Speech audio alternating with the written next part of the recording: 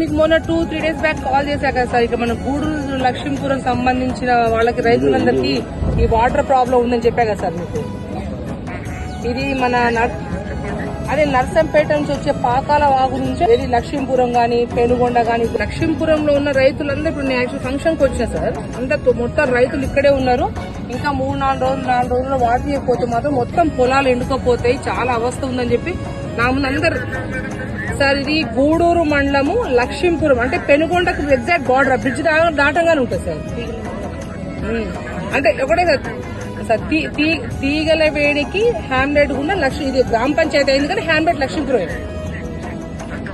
Personal గా sir మళ్ళీ ఒక్కసారి ఫాలో అప్ చేసి ఎట్లయినా వాటర్ వచ్చేటట్టు చేయండి సార్ కొద్దిగా ప్లీజ్. నుంచి అక్కడ కేసీఆర్ ఇబ్బంది అయింది ఎప్పుడైనా? 3 నెలలు కానీ రైతులు గోస పడతారు.